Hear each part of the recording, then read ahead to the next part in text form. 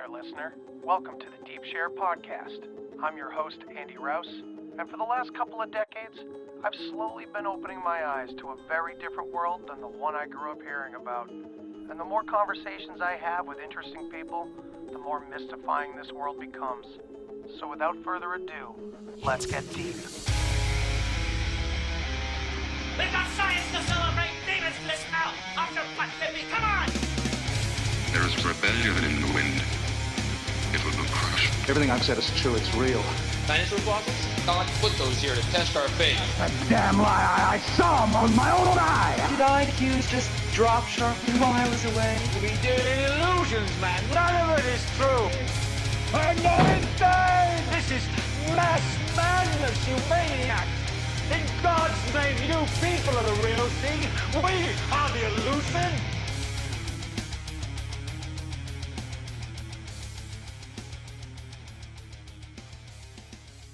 So, welcome back to the Deep Share Podcast, and this is part 3 of my Witness series, focusing on perturbed states of consciousness.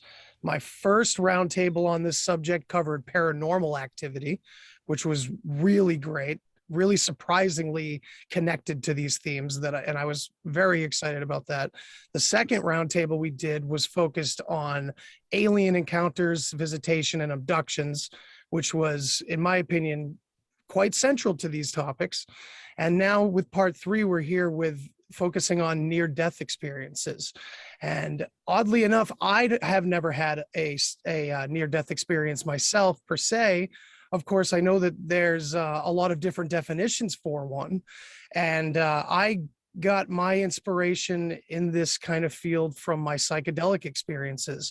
And I've heard many of you guys speak on this topic and have had all the hairs on my body stand up when you've told certain stories about near-death experiences that related deeply to some of the motifs and the feelings and ideas that came with a lot of my psychedelic experiences. So I really wanted to explore this topic in particular.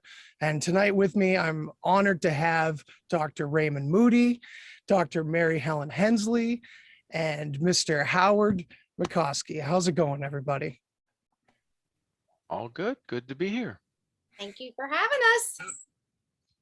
That's great. And we are supposed to have Lindsey Scharmyn of the Rogue Ways podcast joining us, but maybe she's running a little bit late. I'm not sure what's going on there, but she'll jump in if she's coming.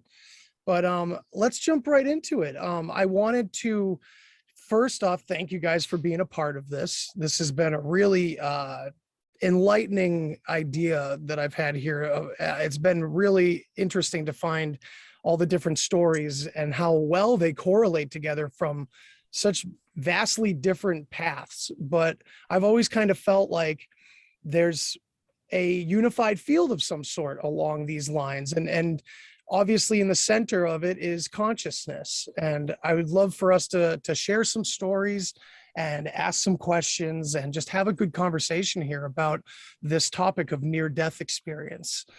So that being said, Raymond, it's so good to talk to you and meet you. And I would love to hear, and if my audience could get a little bit of background into how you're associated with the near-death experience and how it's affected your perception and perspective on reality and life. Okay, well, I guess I should start by saying that when I was a kid, astronomy was my thing. I built my first telescope when I was 7 or 8, and at the same time, when I was fascinated by astronomy, concurrently, I was also fascinated by Lewis Carroll and Dr. Seuss and nonsense writing in general. So I went to the University of Virginia at age 18 with no, the idea of an afterlife. I just thought that was a humor that I really never had any notion that anybody took it seriously other than a cartoon. And so I went to VA intending to be an astronomy major and took a philosophy course right away. And just within the first couple of days of that philosophy course, I was hooked. So I ended up majoring in philosophy and getting a PhD in philosophy eventually. And then being a professor of philosophy before I went to medical school. So the way this all came about was my first semester at UVA in 1962, reading Plato's Republic. Just in the first couple of pages of the Republic, I was hooked on Plato. I mean, he's still kind of my hero. And the Republic is about the underworld. It's about the relationship of the concept of justice to the notion of an afterlife. And it culminates in this experience at the end of this warrior who was believed dead, but revived and came back to tell his colleagues, you know, these stories of going into another place. So I remember asking Professor Hammond specifically about that because it's so bizarre to me. And he said, yeah, that these early Greek philosophers studied cases of people who were revived after almost dying. And he said that there was a debate about them. Plato took them seriously as indicators of an afterlife. But meanwhile, Democritus, who was a little bit before Plato, not just a few decades before Plato, he wrote about these things too, but he said there's no such thing as a moment of death, and all this is the residual biological activity of the body. So, you know, they set the debate we still have. And so that I was interested in that. And then 3 years later, I met Dr. George Ritchie, who was a professor of psychiatry at UVA, who had had this experience. And that's immediately, that was in 1965, I just immediately took a liking to George Ritchie, and his story changed my life. Since then, I've interviewed thousands of people from all over the world. So that's how it got started for me. I'm not don't any interest in parapsychology, or I don't think that in 2021, the notion of an afterlife is not yet a scientific question. It's a very profound and important philosophical question, but it's not yet a scientific question because there's no coherent way that you could put this notion to a test and confirm or disconfirm it.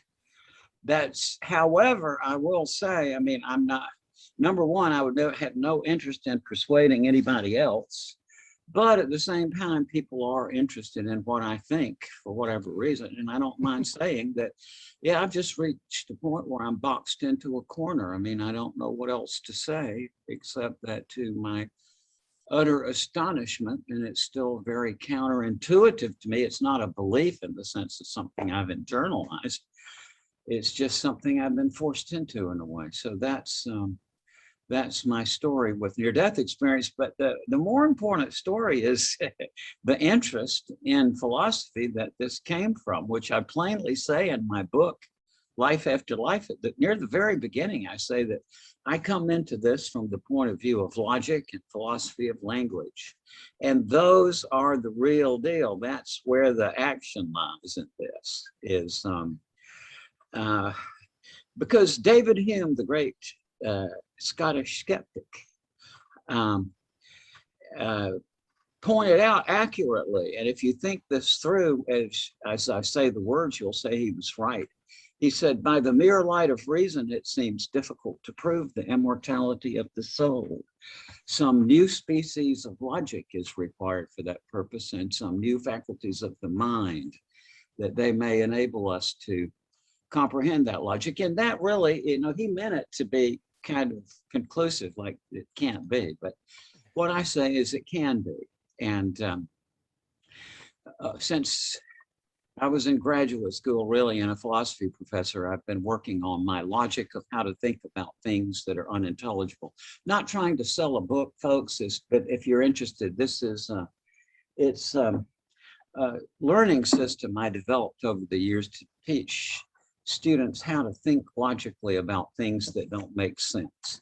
And when you incorporate that, then subsequently you happen to have a near-death experience, then that will affect, your knowledge will affect the way you will express it, which has already happened once. An eminent artist and scientist who took one of my workshops several years later had H1N1, lost his leg to gangrene, 60 days in the hospital, several cardiac arrests. But he called me and he said, during the conversation, he said, and Raymond, he said, while I was over there, I went back in my mind to the nonsense seminar I had with you, and I saw that what you're saying is true, that you can't comprehend how that world is connected to this world unless you take the unintelligibility axis into account. Now, what this means in reality is that, have you ever thought of that? People say all the time it's 4.3 light years to Alpha Centauri. Have you ever stepped back a minute to say, well, how did they figure that one out? You can't send a homing pigeon out there, right? So, Right. By in the mid 19th century, they'd gotten the measurements close enough where if you think about the Earth being in 186 million mile orbit around the Earth, then when the Earth was here in its orbit, they measured the angle to certain nearby stars, waited exactly 6 months later till the Earth was on the opposite side, measured the angle again, and you could see that's called parallax. Now we have, so you can calculate the distance out there. Now we have the same system with how to think about things that don't make sense. And it's not just life after life, it's a lot of things. So that's basically where I am. It's so premature to talk about this as a scientific question, in my opinion. It's a conceptual question. But the neat thing about that is the conceptual question can be worked out. And I want to claim I've done it. And if anybody can find a hole in my logic, please let me know, because that would bring me closer to the truth, right? Absolutely. But thus far, I've given this book to many, many very brilliant people, none of whom are interested in the afterlife, but are just professors of business, professor of psychology, professor of logic. It's just a lot of folks. And they all say that it's, that it's valid. So, the whole interest in this field, though, is narrative based, right? Right. People love to hear stories, but most of them, when you try to start talking concepts, their eyes roll up to their head. But as long as that's the case, then we're never going to get enlightened on all this, because by staying entirely on the narrative level,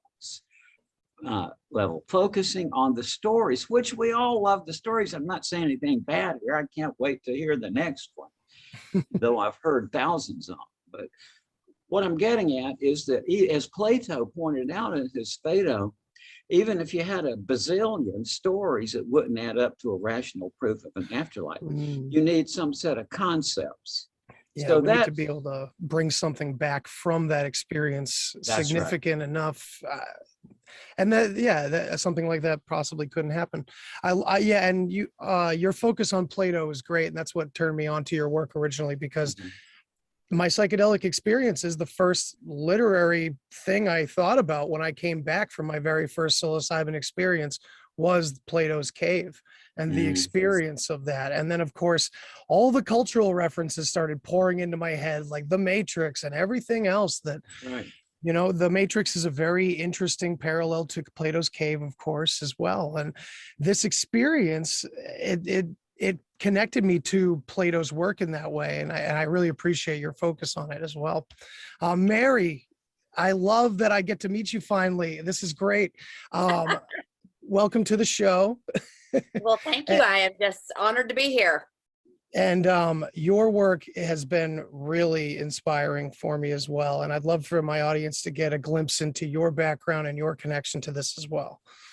Well, thank you. Just jump on in? Yeah, jump on in. Well, I will tell you this, Dr. Moody, this is so interesting because I live in Ireland, but I'm from Virginia. Oh. And Which part? Martinsville. Martinsville. All right. Cool. Yes. And Shenandoah Valley. Yeah. I had a farm over in Highland County. Oh, lovely. Yeah. Yeah, it's beautiful, beautiful neck of the woods. Oh, that's the most beautiful place in the world, I think. Oh, I think so too. Yeah. Ireland, though, is pretty close. Oh, yeah. I was able to visit Ireland. Go ahead. Yes. What's that? Say again? I was able to visit Ireland a few years back, and I can't wait to go back. I want to bring my son as soon as possible. Oh, it's magic. Well, the door is open. The door is always open. Yes. But what's so interesting is that my grandfather, Dr. Garland Clark, was a surgeon in Winchester, Kentucky. And his wife, Elizabeth, my grandmother. They were just a really interesting, very neat couple. And he worked with Edgar Casey, and, really interesting history there.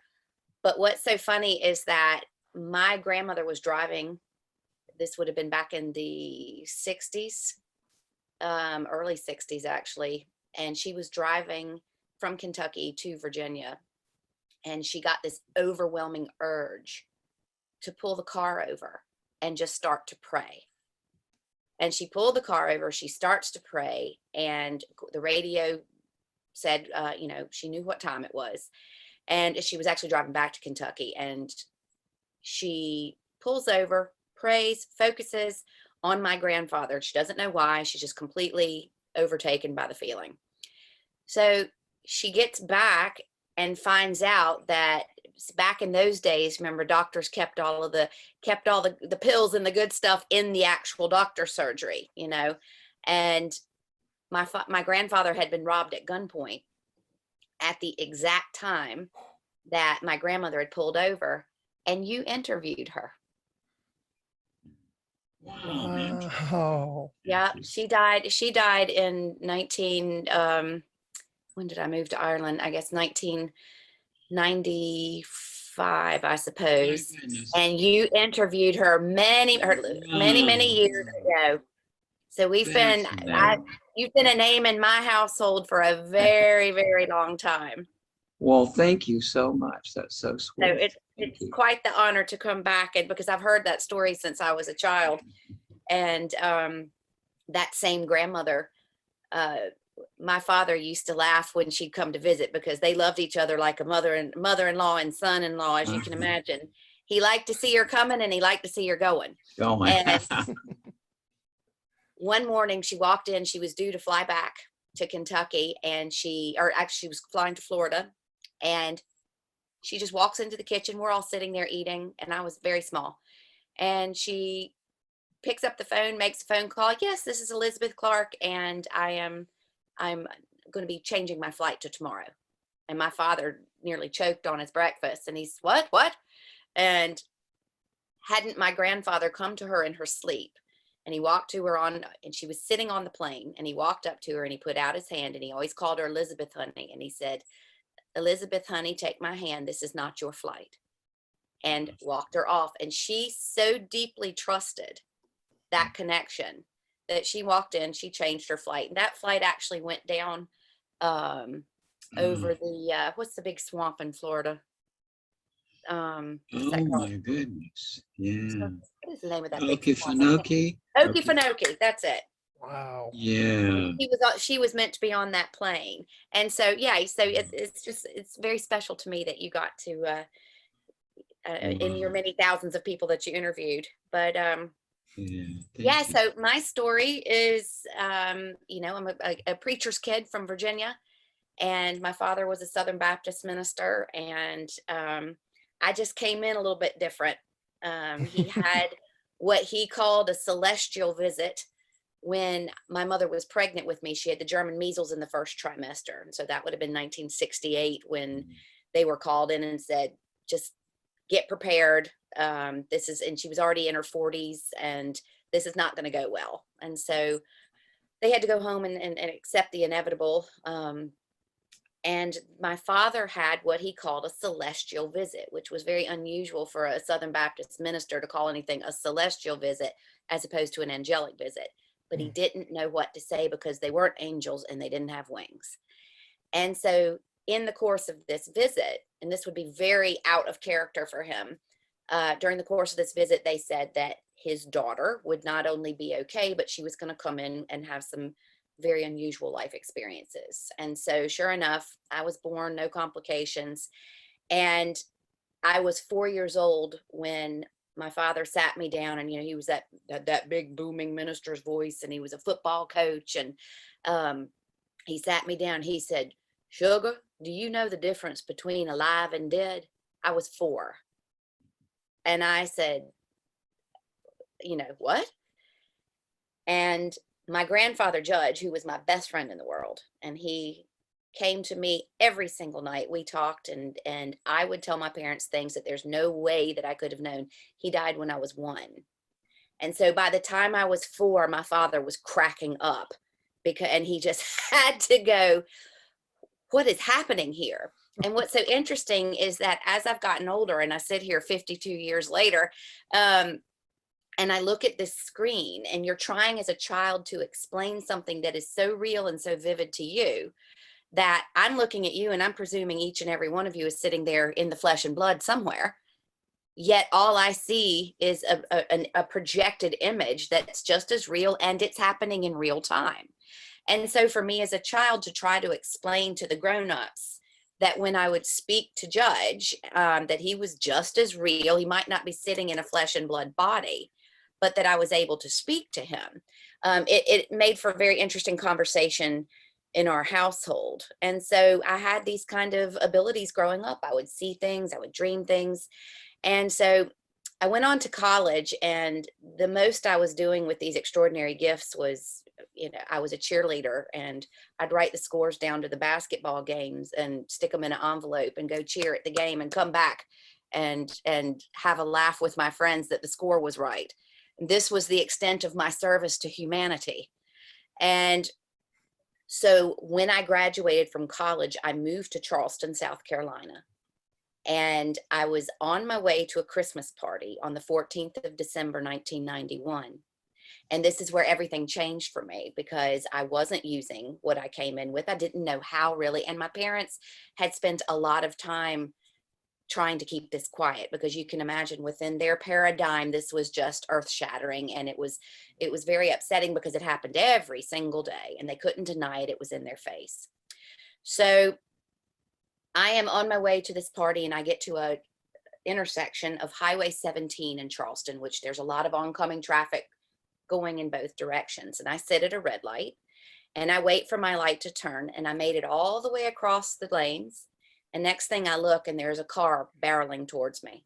And there was an 81-year-old gentleman who was driving a car, and he hit put the pedal to the metal because he was trying to run through the red light. And what was so fascinating at that moment was, this is where my love and my understanding and my work with frequency came in, because there was a sound. I love music. I play music here in Ireland, and I love the sound of the Uilleann pipes. Uilleann means elbow in Irish. So it's a bagpipes that's played with the elbow. And the low drone that pipes make is the closest I could come to that the drone was like in that moment. And so I've since figured that this was the sound that kept me, who I am, tethered to the meat suit. And that sound takes place, and all of a sudden I realize, oh, I've done this before. Now, again, Southern Baptist, I've never heard this in Sunday school, you can be sure. And I'm sitting in this moment where I feel completely in control of the way I'm going to exit my body. And it was so natural. It was so easy. There was no fear involved whatsoever. And I certainly wasn't clamoring to try and stay alive. It was just time to go. And so as that sound was playing, I start lifting out. And next thing, I'm looking down. And just as I got into position to watch everything unfold beneath me, everything sped back up into real time. So I witnessed my own death. And so this car hit me 75 miles an hour. I was T-boned. I broke my neck. My head went through the driver's side window. It blew out all the rest of the windows in the car. And I'm literally watching this with just a kind of peculiar detached interest. And the best way I've ever been able to describe that moment to people is if you were outside and it was really, really hot and you were all sweaty and you'd been mowing the lawn or working in the garden, and you came inside and you peeled off the clothes and you left them by the washing machine and went and had the best shower ever. The last thing you're thinking about is the clothes that are sitting next to the washing machine. And that was what it was like for me coming out of the body. I wasn't scrambling to trying to get back in. I didn't feel, oh my God, I've been cheated. I was only 22 years old. I just knew that I was going through my death process. But what I didn't realize was that I was very much in control of what was taking place. And so as I'm there and I'm witnessing what's happening below me, I'm very cognizant of the fact that as the car stopped and my head had gone through the window and the glass had shattered everywhere and my seat had folded up beneath me. And now people are starting to congregate around me. I saw a girl I went to college with a few cars behind. I saw the officer come up and reach through the passenger side and turn the car off so the engine wouldn't blow. And I saw all sorts of things happening. And then the sound changed.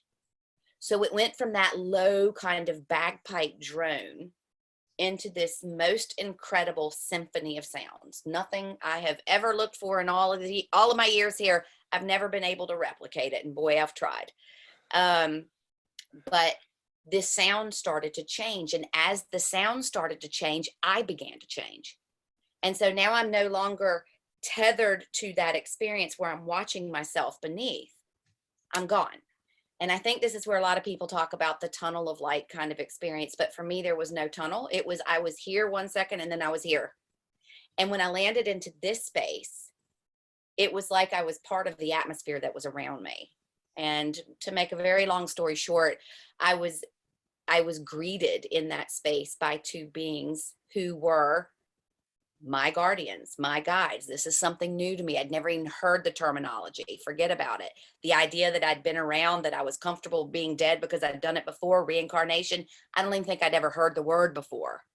And so suddenly I'm sitting in this space, and the most incredible thing that happened to me there that I have such detail and vivid memory of is the fact that the atmosphere around me turned into what was like a 360-degree cinema, and I was in the center of it. And my perception of time in 3D space and time completely imploded in my face in that moment, because I am now standing in my own life review, my own experience, but it's all happening concurrently, simultaneously. I'm 2 years old here while I'm 18 here, while I'm 12 here. I'm winning the spelling bee. I'm getting raped while I'm at college. I'm eating my cereal as a 3-year-old. All of these things are happening at the same time. And you're, as the preacher's daughter, and recognizing that I've just come out of that mindset, I'm looking around and there's nobody judging this. I'm the one who's watching. And I'm looking and I'm critiquing my own performance, with an artist's eye, but with a compassion and sympathy that one could only understand when you step outside of your experience and the pain and the hardship that you may have been through, and you now become the observer of your own experience, and the depth of appreciation in that moment for who I was, what I had endured, what I'd been through, what was to come. Because I also realized that I wasn't finished. And nobody made that choice for me. Nobody pushed me back. Nobody told me you haven't finished. What I did that. I'm suddenly really owning the idea that every single one of those experiences that I've just watched happen simultaneously, I created for myself.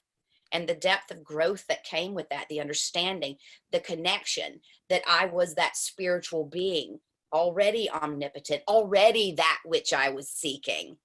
And I was there to have that limited human experience. So I'd stuffed myself inside of the suit in order to see, it's like playing a game of Monopoly. You can't buy Park Place with a pink $500 bill. But when you suspend your version of reality and you enter into that game with somebody else, willing participants, there's so much fun to be had, and so much growth, and so much competition, and so much excitement, because you're suspending one version of reality for another. And it all just clicked in that moment.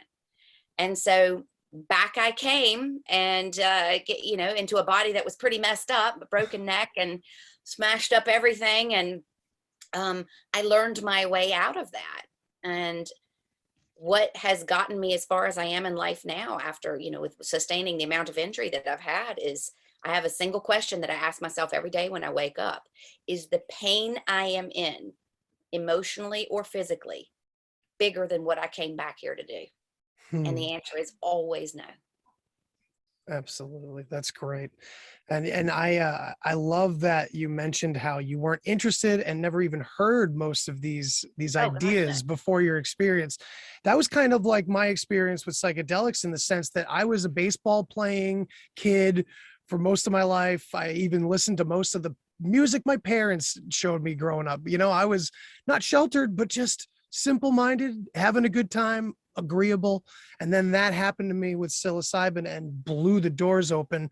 And suddenly I knew so much about occult language and symbolism and all these philosophical ideas that I had never been in touch with in three-dimensional time and space, at least from what I experienced at that point, you know? So I love that these motifs kind of, we just go around in circles. They're so similar to one another. Howdy, nice to meet you finally. Glad you can be here with us.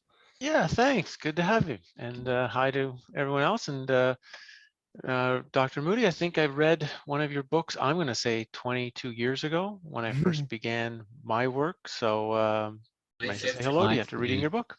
Well, thank you. Thank you very much. Now, Howdy, I was familiar with some of your work prior to finding out that you do have this incredible, interesting, and unique connection to the death experience and near-death experience. And I really wanted to, I'm glad that you could be here to throw your story into the mix, because it's not, I mean, not that any of them are really standard, but I would say that there's a lot of standard things that have been reported, and yours is pretty unique. So please tell my audience. Yeah, so if we sort of try to do the overview of me, even like 2 minutes, so we don't take up everyone's time, but a standard guy with a challenging life, just a hockey player and a stand-up comedian, guy who was enjoying life, had an ex-girlfriend who was murdered when I was about 23 or 24. So I had my first experience into death right away. And it was actually the movement into everything that's taken place in my life was her death without even realizing it. Things got so bad in my life by 97, I was in a really deep depression and was contemplating killing myself. And I just couldn't come up with a really good way to do it that wouldn't be messy for the person who's going to find me.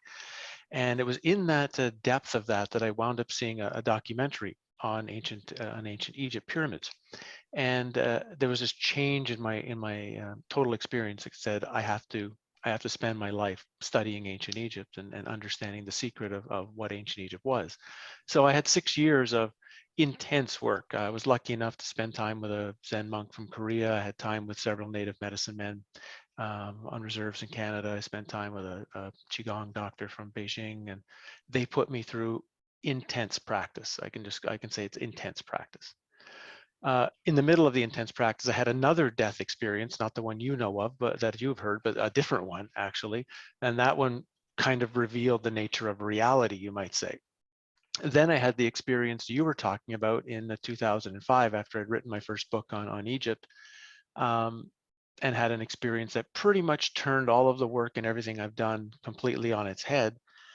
And at the same time, threw me into a combination of extreme clarity and extreme confusion and actual physical illness for about 10 years from it, because it was difficult to deal with the ramifications of what the experience had shown and bringing that back into a physical form.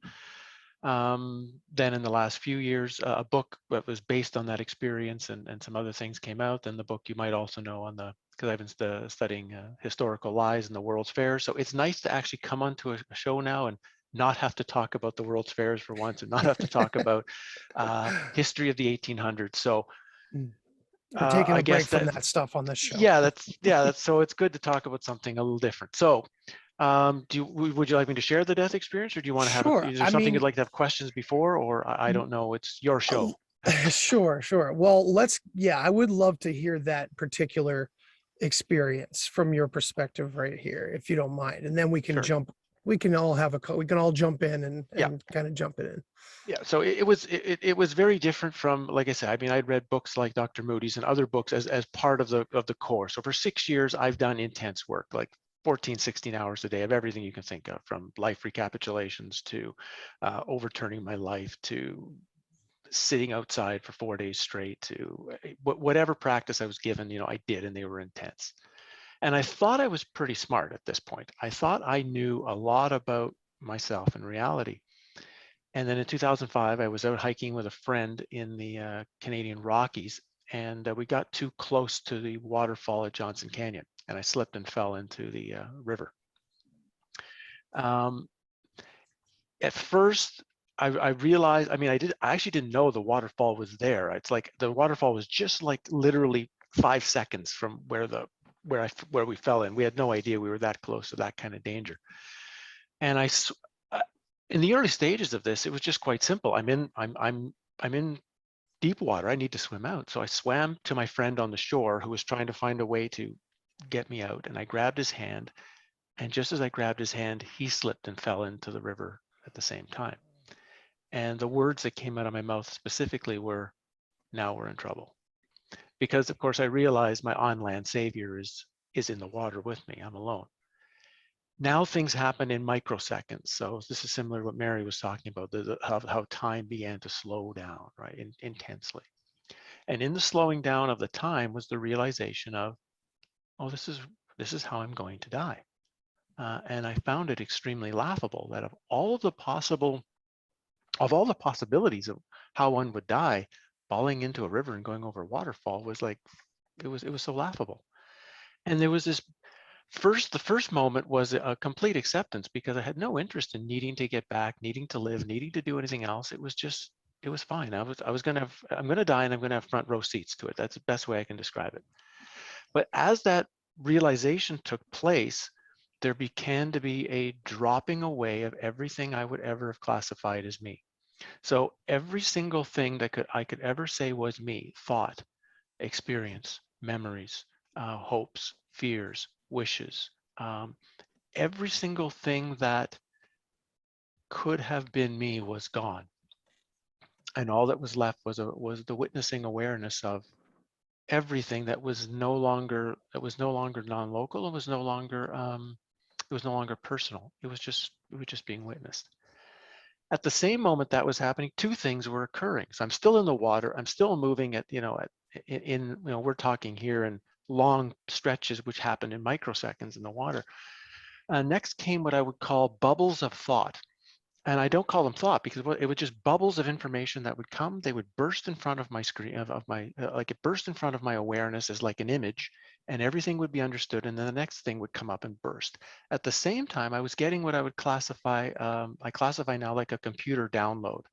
It was like a stick had been placed in my head, and an absolute massive amount of information just sucked into me. And I've spent 15 years almost like just going through the internal computer system to find the file folders that have been placed in there and figure out what the hell did the universe put in. In the midst of all this experience, then, once everything had fallen away, I realized, wow, I'm false. Everything I'd ever believed myself to be is false. That it's like I say, I'd had the previous death experience, which was partially helping to show that reality, the external world, was not real at all, but I was still very real, right? That's one kind of the classic spiritual mistake. Mm-hmm. And now in the classic spiritual mistake, that was falling away, right? I'm not me either. I'm not me either. There's an awareness, but even that's not personal. It was my awareness was everyone's awareness, or everything's awareness was the same, right? So as I realized, I'm not here, I'm not existing, I've never existed, but it's going through this experience now of dying. And these moments of extreme clarity, and yet at the same time, extreme downloading of materials, the best way I can describe it. I look back at my friend, who I found later couldn't swim, but was somehow dog paddling in the water and wasn't moving. I was being pushed by the water. I was being pushed at great speed, and he was still. And I remember thinking, just at that moment, the first real thought bubbles up. Well, if I don't get out of here, how is he going to get out? And at that moment, my leg slammed into a boulder, veered me off towards a little bit of where there was a shoreline. I began crawling out of the water. And my first thought was, can I find a long tree branch, so I can try to get to my friend? I'm screaming at him, of course. It's shallow here, you can get out. And as soon as I turned to see where he might be, he was walking out with me. And then we both sat there for a half an hour. We said nothing. And it was beautiful to have this person to share the experience with. And we shared our experience with each other. We took a couple hours to tell our whole, I've given you the minor detail, right? We talked for hours of our experience, and it was very similar. Both of us went through almost the same experience. And then we walked out of the forest together, completely realizing that we had died, we were dead, that the person we thought we were is gone, that doesn't exist. Like the person you're talking to now is not anything, not the person who was there before. The person who's there before us is a fictitious thing that's good. This is fictitious too, but it's a completely different fiction. And yeah, it was, I doubted the experience for a long time. I'll stop talking here in a moment and let the conversation begin. No But worries. I doubted the experience for a long time because I had read so much literature on after death experiences. I had so many experiences, whether it be in sweat lodges, whether it be through shamanic journeying, whether it be through various other shifting of reality, that are more similar to what you had said, like the more standard near-death experience. Mine was so different that I doubted it for a long time. I doubted its validity, and I doubted that the impact and the insight that it had. And that was part of the reason I spiraled into illness, because I couldn't reconcile what I had experienced with anything else out there that was at that time was readable. And it wasn't for 5 or 6 years later, when I bumped into some very specific material from a few people that validated the experience, that I could finally say, okay, this is a real deal thing, and this is and it's okay to understand it and talk about it. So I'll stop there and let the conversation go where anybody wants to go with whatever they want to say about anything. Well, thank you for that. Then one of the particular reasons why I wanted to talk to you is because hearing you tell that story, I had a similar experience under psychedelics, in the sense that I didn't have a very good community around me at the time. It was back in the early 2000s, and online was kind of new. There wasn't a lot of support communities on there, and physically speaking, even the friends that I had taken these substances with didn't have the experiences that I did, which was mind-boggling to me a lot of times. And I felt very isolated. So it sent me down a dark path for quite a while, and away from what I could have been working on from these experiences. You know what I mean? So it's good to have someone else on that kind of can relate to that, for sure. And oddly enough, the experience you had was kind of the revelation I had, and it has scared me and still scares me. And it's weird. I'm trying to reconcile it, because I hear so many people talk positively about that beautiful unity that you're talking about. And so many stories involve that interconnected oneness. And my goodness, is it just my inner child, my ego telling me, no, I want my stuff, I want my experience? Well, remember that individual experience is just as genuine as the experience I mean, I've had that experience too. It's you're looking back to that. There's the everything and the nothing, and both are equally true, and the truth is somewhere between both of them. Exactly. Yeah, I like that. I like the way you put that. And I anyone, by think the one way, of the easiest ways that you might be able to, especially in this day and age, when you're trying to explain this concept to people in a way that they might be able to grasp, most everybody, if they don't have a smartphone, has experience with the smartphone. And it's the same way that you can have multiple apps open simultaneously. And so which one is fact, which one is fiction, which one is real, which one is not. They're just all aspects, they're all fractals of the same whole, the same as we are. And so I think you could, you can philosophize yourself into a very dark space when you start talking about, oh my God, I'm nothing. I'm actually nothing. Or you can look at the idea that, that nothing is simultaneously something, and something very wonderful, and something very big. And, I think that was what pushed me into all of the work that I do now with frequency, because, the older you get and the more you sit with an experience like this. I remember as my father was going through his death process, he just couldn't stand for people to be talking anymore. He would sit and just go, please. And this is before he lost the ability to speak, because he was just like, just be quiet, just be quiet. And for me, coming back into a body that had been so, messed up, and coming back in and having all of a sudden these strange abilities that I didn't have. Okay, it was strange enough that I could talk to people who weren't physically present, and to grow up in that knowledge that that's, every kid on the block wasn't doing that. It's quite a lonely space to be in, to be honest. You smile over it and you do this, but it is quite lonely when you have nobody to speak to about that who can understand what you're talking about without thinking that you're nuts. And then the glorious thing with near death comes, you don't really care about what people think about you at all, because you can't live with that knowing and have any sense of worry about what other people think about you, because it's so far out of the scope of what people consider normal that you could make yourself crazy that way. But when I came back in and started recognizing that I had the ability to sit in the space of someone, to touch somebody, and it was like I would see a movie, and I could see a mind movie, whether it was in this lifetime or whether it was in a simultaneous existence in some other app that was open. I could see where they left a piece of themselves and their energy. And so we'd talk about this. And then as I got older and I matured and my ego got out of the way and all of these things began to happen, I started recognizing that I was just hearing that same beautiful tone that I was hearing when I was leaving my body.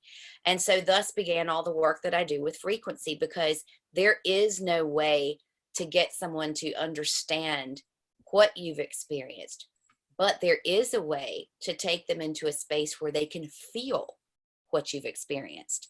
And so with people who come to me, for healing sessions, very much so, any healer worth their salt, I think, is just a glorified window washer. We're just wiping the window clean so that people can find their own way to their healing. But I have found that frequency is the best way to do that, because it's the way I hear things. I suddenly came back and cancer had a sound. Alzheimer's had a certain pitch. HIV had a tone to it. And so you start hearing these same things repetitively, and you start realizing, hang on a second, I can pitch and tone that. And if I can match that pitch and tone, if that person is in a space where they are capable of healing, as in this isn't the way that they have designed for them to exit the plane, this was just here for their growth and understanding, then you can assist them through that process. And so it's so interesting to take something that's such a huge, unthinkable concept and realize that it's just frequency and light. And if you can speak that language, it's a language that everybody has. They might not realize it, but once they're introduced to it, once they immerse themselves in it, they just go, oh, and there it is. It's just understood. Yeah. And there's this persistent idea that people come back from these experiences, and aside from the confusion sometimes, because sometimes there is a lot of bewilderment that comes with this, but the message, when they are able to figure out what this meant for them, it always seems to relate to helping others. It always seems to be about giving back. Dr. Raymond Moody, how would you say that this is one of the more prominent things that you hear from people's stories, is that there's like a positive giving back kind of feeling? Yeah. I quickly learned in my psychiatry residency that everybody seems to be chasing something, right? Like some of my patients were chasing power, some of them were chasing money, some were chasing fame. And after a few weeks of this, I went to my supervisor, John Buckman, and I said, John, I've noticed that everybody's chasing something, like, what's wrong with me? I'm not chasing anything. And John smiled and he said, now, Raymond, how old were you when you got your first PhD? It's like, I was 23. Well, then how old were you when you got your MD? I was 28. Then how old were you when you got your MD, or when you finished your MD, you were 31. And so while he was going on with this, it dawned on me what he was getting at, that I've spent my life chasing knowledge, and I think that that's a very satisfactory kind of life. I'm glad I went that path, but everybody's chasing something. But when people have these experiences and this life review. People say that they're never again the same. It's like, as Howdie was saying, it's like he got out of that water knowing that he was not the same person. I just hear that all the time. And I do hear the thing about, you say the bubbles of information. Oh, I've yeah. heard that described as, back in the 70s, a lot of people who tried to describe that, they would describe it like video cassettes, because that was the technology then. Right. But that you just absorb this information. When you get over there, apparently there's no more orientation to time and space, but you're oriented to love and information, is what I hear. Yeah. Yeah, this information. Oh, go ahead.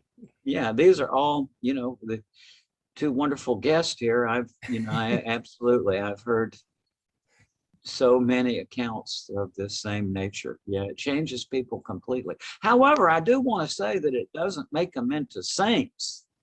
Not necessarily, George, no. Yeah, George Ritchie, this wonderful man, the greatest guy I ever knew. George came by my house one day in 76 or 77, he was plainly on a mission. And he said, Raymond, this experience makes your humanity even more of a burden in a way. And what he was getting, I've heard this from a lot of people, and basically what he's getting at is, let's face it, it's hard to get through the average day without wanting to choke at least one person, right? And that doesn't go away. But it does put people on a pathway to try to work this out. That, I like the way you put that, because it does kind of seem like that same, at least the video footage that I had seen when I was in probably high school regarding Plato's cave. It shows the man that comes out of the cave and had gone back in, trying desperately to explain to everyone.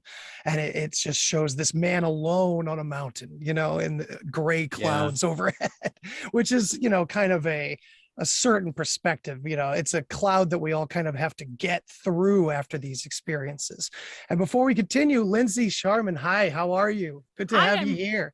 I'm really glad to be here. Thank you for having me. I'm sorry if I'm late. That's okay. Maybe That's I all had right. the wrong time. You know what? We've been having crazy time issues, like all of us. So don't worry about it. We're here having the conversation, and I would love to get your take and your experiences with the near-death experience, or just the death experience itself, and how it's inspired your work. Yeah, thank you for asking. I'm sorry, I don't know what you guys have already talked about or how long you've been talking about it. So I don't know how repetitive it will be, but basically when I was very young, I will guess that I was maybe 14 or so, and a lot of paranormal type things were happening to me at this time, increasing in frequency and severity, it seemed.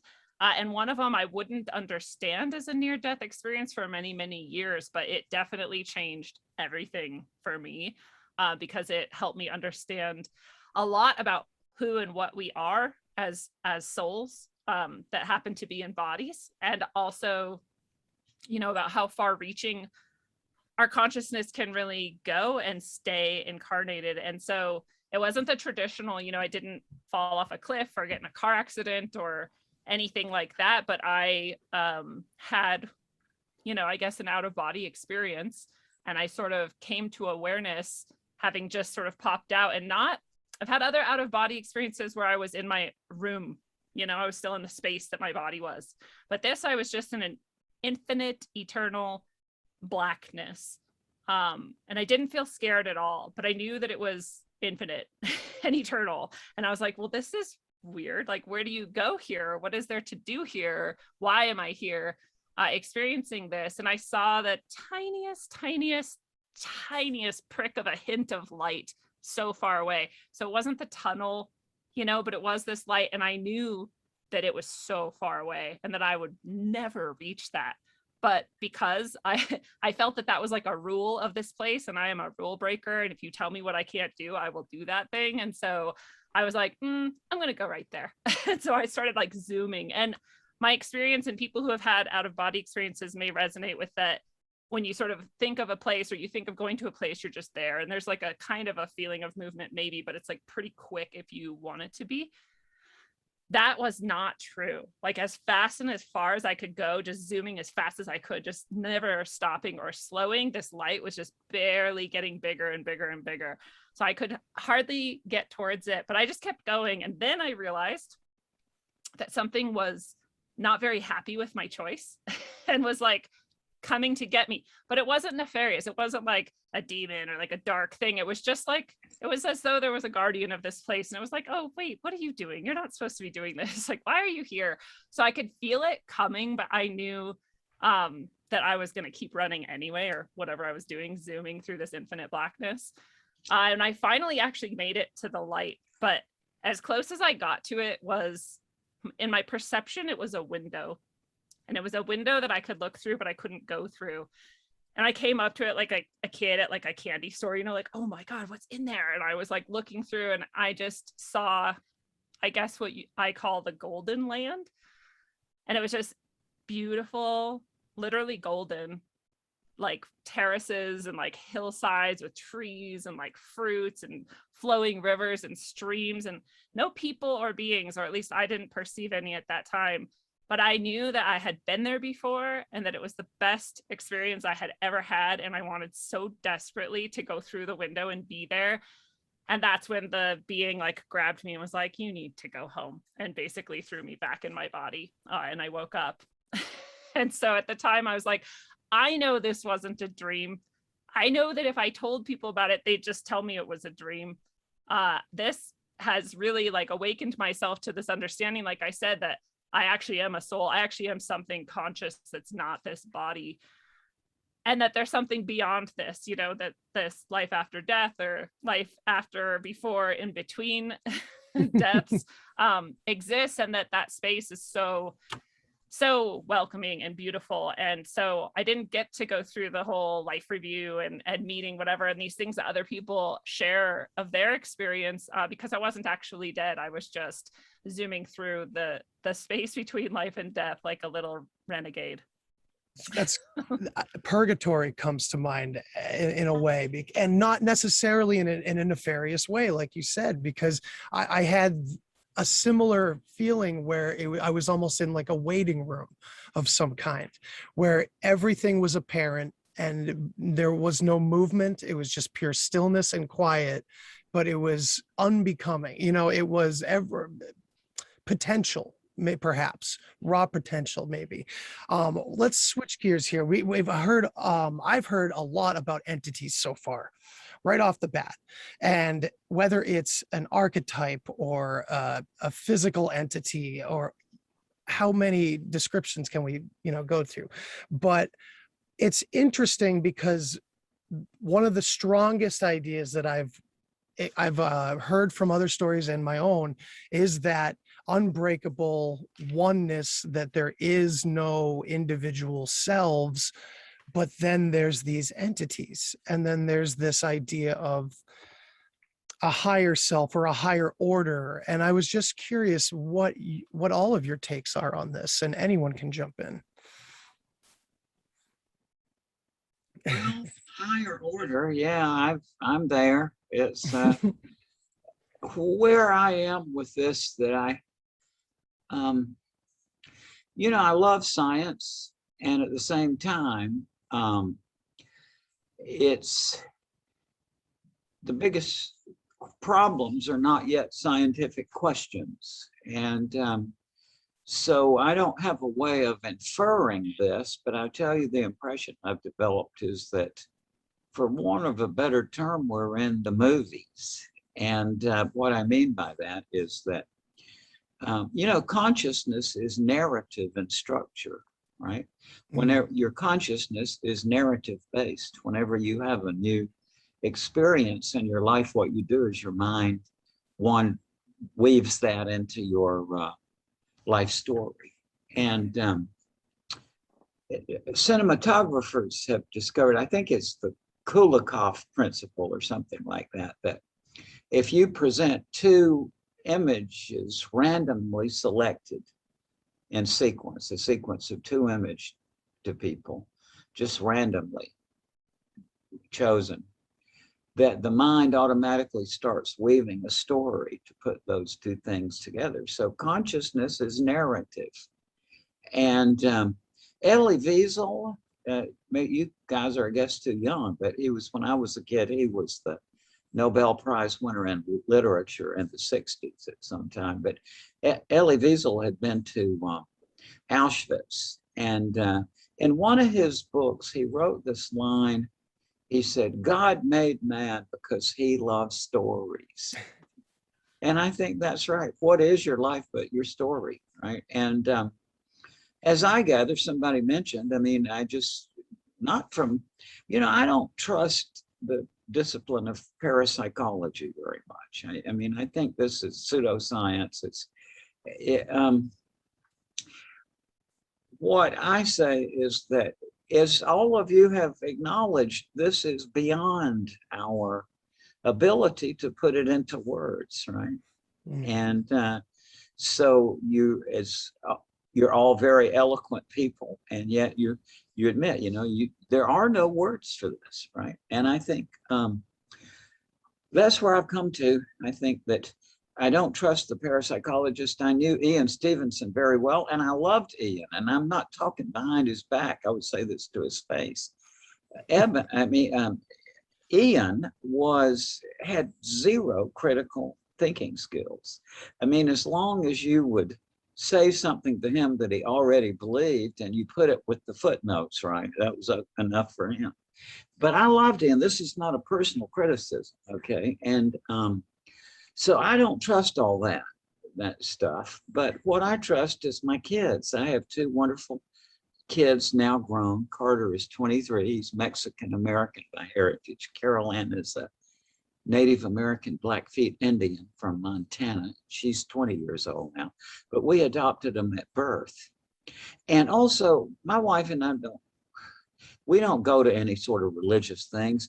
My wife and I don't talk about life after death. We talk about the phone bill, what's for dinner, which restaurant to go to, okay? And these kids, they have found out about life after life by looking me up on the internet. But within that context, both of them described previous lives, but in such a way that I couldn't deny that what they were saying was true. I mean, it's a long story, but I give up.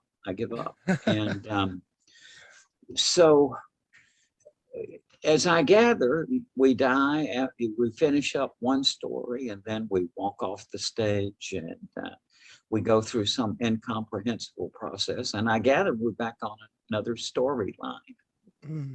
And Plato said, I was thinking about Plato from the beginning, so this popped into my mind. He had this statement in the Laws. He said, really, if you think about it, the life of a human being is not a very serious thing. But he said, it's like we can't act that way. We've got to sort. He said, we are God's toys. And he said, what we need to do is just play along. And he said, the noblest life is to play at life. And I kind of think that it's not as serious as religious fanatics tell us by any means. Yeah, there's so many different rules that one has to follow to live forever or gain eternity. It seems written into a lot of our religions. There's the talk of to escape the wheel of births and deaths, which is an interesting idea. I love what Plato said about that mentality that's telling everybody else that they're going to hell. I'm sorry, what Mark Twain said. Mark Twain said, and talking about the Funda Christians who were always on his case, he said, heaven for the weather, but hell for the society. And I think that's right. I was talking to my Native American daughter about a year and a half ago, and she was saying, Daddy, she said, I want to go to hell. And I said, what? I know her well enough to know something was on her. I said, what are you talking about? She said, well, at school, there are all these severely religious kids who are trying to convert the rest of us and tell them we're going to hell. And she said, she said, I want to be in hell with my friends rather than in heaven with all those stuck up people. So I said, Mark Twain, I said, he said, heaven for the climate, but hell for the company. And and she laughed and she said, yeah, that's right. That's perfect. Mary, you wanted to jump in? I was just going to say, I love the concept of the fact that it's the stories, and I'm always encouraging people, especially when, people will come to me for sessions and all, and there's something extraordinary that you hear, and I'm like, write that down, go do a video on that, make a blog, do something, because it's the only way that we can actually track, because for so long in recent history, the idea of sharing something like this was dominated by many, of our religious forces. And so I love the stories. Probably next to the near-death experience, this was something that changed my life in a most profound way, because it was my own father.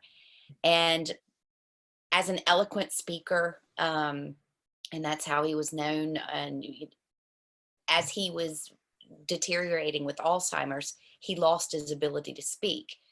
So he had been months without speech, and he was in a nursing home, and he was having a particularly bad night, and he was pacing. He had horrendous sundowner syndrome, and he had already tried to choke me. He'd punched my mother, the love of his life, in the stomach. He dropped his drawers in the hallway. But he couldn't speak. He could just babble. And the interesting thing that always perplexed me, and he was, of course, in his right mind, well aware of what had happened to me, and he wouldn't lie down, because while he could still speak and he was in that terrified stage, he was afraid that if he went horizontal, he was dead.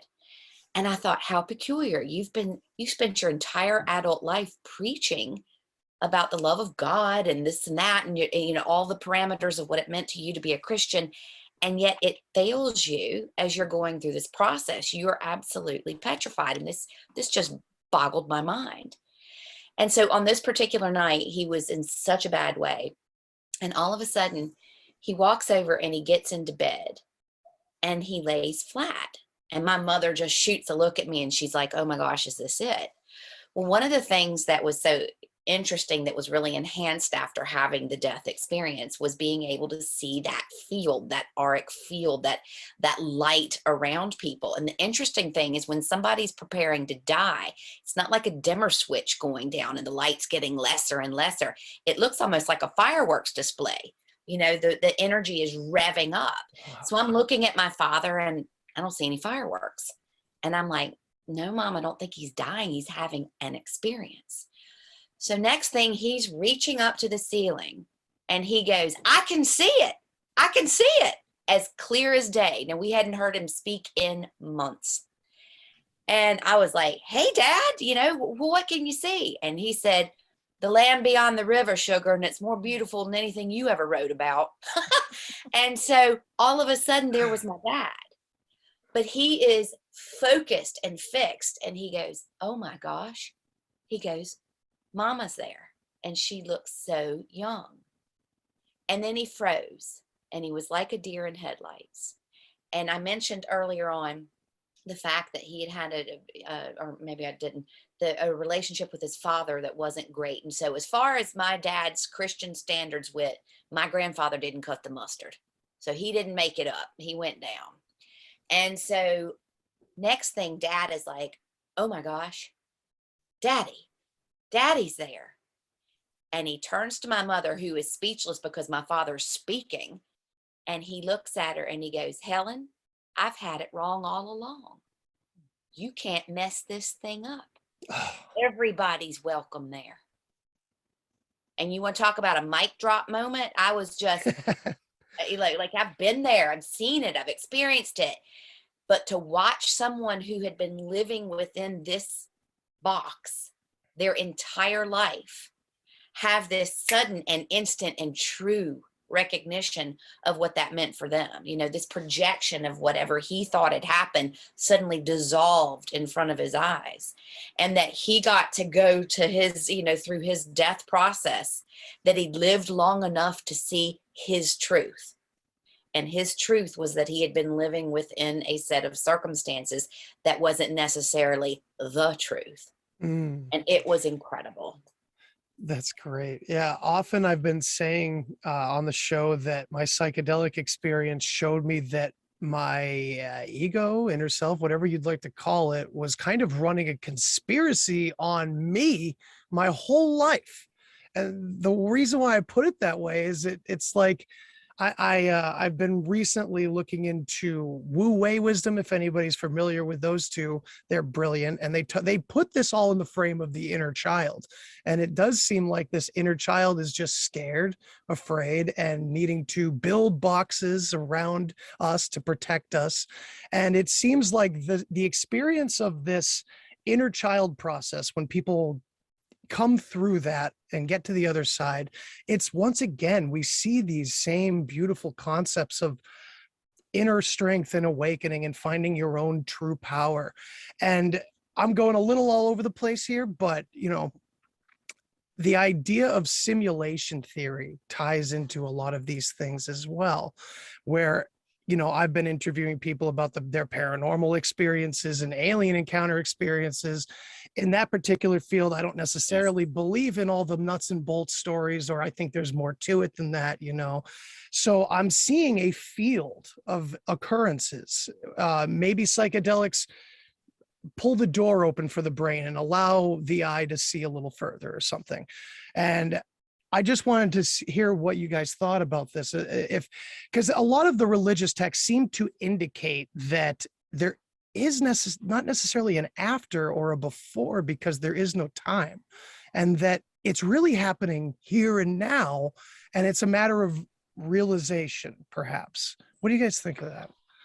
Well, I think this ties back to your question too about sort of, are there entities or a hierarchy, or, what's going on? And in that experience that I shared of flying through that darkness towards that light and having that entity that was coming after me, to throw me back into my body, I described it as maybe a guardian of that place or something, but I've always thought too, well, it could have done anything then, right? It could have grabbed me before I reached the window. Like, it could have stopped me from even remembering it, maybe, like, who knows what. But I've since, also had an experience that I think ties in with whether or not this is like a matrix or a trap or what it sort of is. And I was meditating, and I was actually using the HemiSync program, which, if anybody hasn't tried it, is a fantastic way to get deeper. Yes, the gateway process, correct? Very well. They have many, but yes, that's one of them, and it's really effective. And so I was using that, and I had this experience for the first time in my life of the self beyond this self, or the beingness that is not this, but knowing that is you and experiencing it finally is, again, beyond words. I don't know how to describe it, except that I suddenly was aware that I had always been watching myself play this game of life, and that I had always been,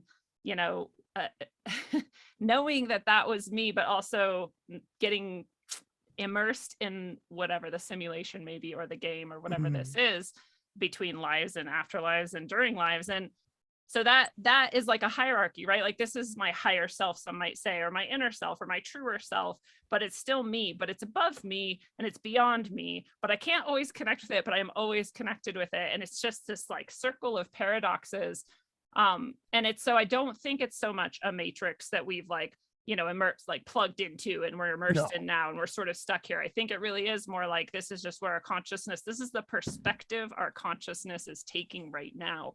And if we want to, it can take any other perspective maybe, but at least that higher self perspective, and really see through it all and know that this is just whatever this is. I think it's kind of dangerous, though, to say, dangerous might not be the right word, but maybe misleading to call it a matrix, because I think people get then in that Matrix movie mindset where they're like, oh, it's a trap, and I was stuck here by something else, and I didn't choose this. And I think that's not true at all. I think all of our souls are way more powerful than that. And if we didn't want to be here, we wouldn't have come here. So here we are, and it's not a prison sentence, your higher self would just pluck you right out if it was. It's right there waiting for you to remember it. I love it. I'm sure you've experienced a million people who've come to you and talked about that depression. My favorite people to speak with on the circuit about near death are the ones who had polar opposite experiences, to what I had. And you hear people talk about the absolute despair in the realization and then returning to this. And I watched that in absolute awe, because I didn't have that experience. And so I find it so valuable to be able to speak and present that dichotomy to people, that it's, that it isn't like that for everybody. And that in that despair, though, they still wanted to be here. They still wanted to be alive, even though they didn't have the words to say why they chose to come back here. They just knew they wanted to be here. And I think that that's quite extraordinary. When you look at that, and that consciousness is very aware of the fact that it has fractured itself to come here to experience all these elements of who and what we can be. Yeah, I had this, the only way I can describe it is lonely God, and that was the despair for me, which was this idea that I had come to the realization that all was just one consciousness, one very lonely consciousness. And maybe that was just my fear, my frame of reference from the experience, or the lack of training, because of how psychedelics are usually entwined in young people's lives rather than how they should be. There was a lot of fear there for sure. And I'm not sure where I was going with that. But anybody can kind of come in. Well, I don't want to keep dominating if other people want to speak, but I do relate to that despair after coming back from another experience in which I was much more being held. In my experience of it, I was like literally being held and cradled by God, and it was the funnest, most amazing thing that I've ever experienced. It was the most love I've ever felt. It was just, there was never even a single doubt in my mind that this was so good and so true. And I was like that childlike self, I was like, oh, I get to talk to God. Okay, well, who makes art? Like, is that you? Do you do that? Is all art just you? And he would like laugh at me and be like, yeah, that's me. And we were talking and hanging out, whatever. It seems very like I could have asked better questions, but these were the questions I asked because that's what my childlike self wanted to know. And then when I left that and I came back and woke up, I just cried all day long. Not for joy or happiness, but because this place is so depressing compared to that. And I was like, why would I come back here? Like, this is so empty and so heartless and so unloving most of the time, actually. And that was infinite love and infinite goodness and infinite warmth and no doubt and just full confidence and true self, and there was never a shadow of doubt that I was going to be exactly who I was in that space. But here, you do kind of hide yourself sometimes, or I did, especially then, right? And a lot of people do. And I think that's part of that depression and that sadness and that come down from that, is when your life you're living isn't very aligned with that, right? You had this experience that is very aligned with that. And then you came back and you're like, well, this isn't that. So since then, I've made a huge number of choices and non-choices, and things have shifted so much that I am much more in alignment with that in my daily life and the way I live and how I present myself and what I'm doing in life. And I wonder if I would have as much of a depression if I had that same experience again today, because I am more aligned. And so maybe that's part of that feeling, is the depression, that we're not living in alignment with it. Right. And again, I said trained, like we're not trained for these experiences where you look back in time and it seems like ancient civilizations were living this divinity everywhere and through everything. Like, the more we find out about the structures that were built, and Howdie, you can definitely talk to more on this and what these structures kind of represented to these people. It seems like it was all about divinity, everything. Like, talk about boring, right? You don't have Nike and Reebok and this TV show and that movie. It seems like it was all representative of the same geometric truth behind our reality or something. Could you speak a little bit to that? Sure. I've been lucky. I was lucky enough to travel just about everywhere in the world to see these sites and experience them in great detail. And one thing that, when I get to certain places, like when I'm on the Giza Plateau, or if I'm at Abu Sir, Dashu, or Teotihuacan, or a site that is older than just old, I actually feel like I'm touching a different world. I'm actually touching a different universe, because it's like, how would I describe it? It was a universe before an egoic mind. That's the best way I can describe it. And so what you're seeing there is built, and this is something Mary's kind of said a few times, it's so much built on geometric principles, on sound frequencies, on harmonics, on that. In a sense, you don't need to add anything to the stone. You don't need to put carvings. You don't need to put pictures. You don't need to paint it. It's by having them in the exact formation, in the exact shape, in the exact location, in the exact way it's been built, with the exact, we'll call them, for the better term, a magic formula almost. You've created a harmonious energy, a particular energy that will create what the creator wants to create. So if I add one just quick story, and then you guys can go from there, but I'll give, and this is with ancient statues that I like to tell these stories many times, is that even what an ancient statue can do.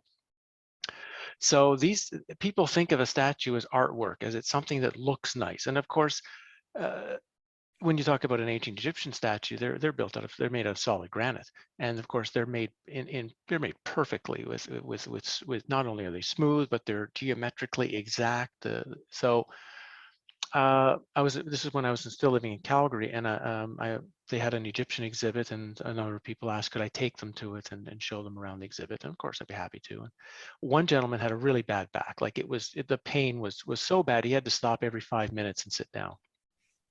And there was a statue of Sekhmet there, the lion goddess, and it happened to be just one of the standing ones that had come from like the Temple of Mut, and it wasn't in a glass case, so you weren't supposed to touch any of the thing, but you could, So I walked this guy behind. I just said, we're going to pretend like we're looking at the back of the statue. We're going to pretend like I'm explaining the carving to you. Just put your hand on the statue and don't take it off till I tell you to. And he just left it there, and we pretended to look at the statue, and about 5 minutes later said, okay, take your hand off the statue. His back was fine, and he had no problems for the rest of the day. And it's these kind of things that when you start experiencing what the ancients created in your actual reality, and I've got 100 of those stories, you begin to realize that, again, it's one of these, whatever I thought I knew about these people or these beings that created this, whatever I thought about this time period, I know nothing compared to what they know. They were at another level that's beyond my understanding. I can only see the effects of what they created.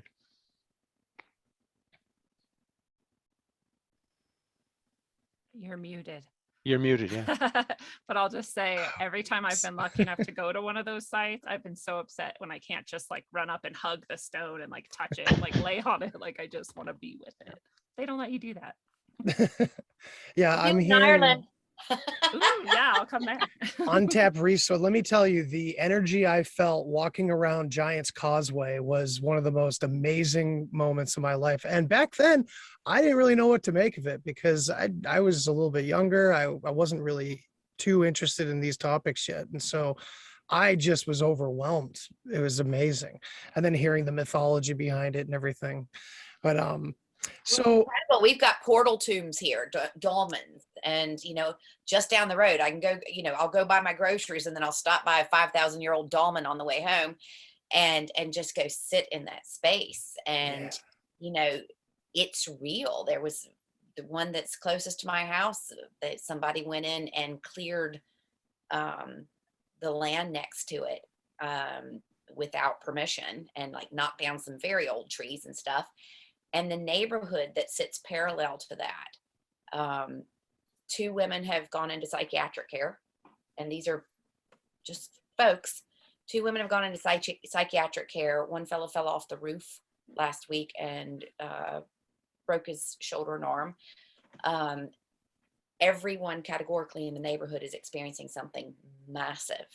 And so, coinky dink, I don't think so, because it's all of them. Every one of them. And it happened concurrently with this destruction that led up to that land that's literally butted up to this 5,000-year-old dolmen, and just because people don't understand what that was for at the time doesn't mean that the power is not existing parallel in some other dimension, that this idea. I think any of us who have had that experience, it's all happening at the same time. So it's not like, it doesn't work anymore. Oh, the pyramids, they don't do what they used to do anymore. It's just, you can't see that.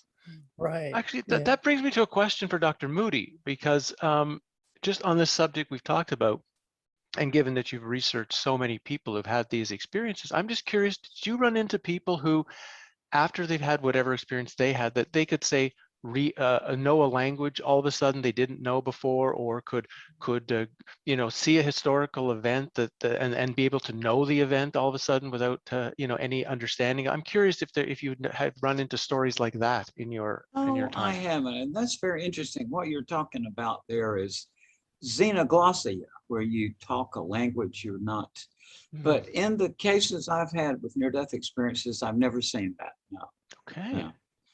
No. It does happen sometimes. In the cases of xenoglossia that I know of, and when they trace it back, they've always been able to find some childhood experience where the person knew someone who spoke that language. But I mean, it's pretty startling. It's xenoglossia happens to people, but like I said, I haven't seen it with near-death experiences. I mean, way out in left field, I mean, you have children that report past lives as well, too. So, and that it can be very accurate. And again, it harkens back to that idea that time is some sort of human experience or way to manage entropy, but in reality, it's all just happening.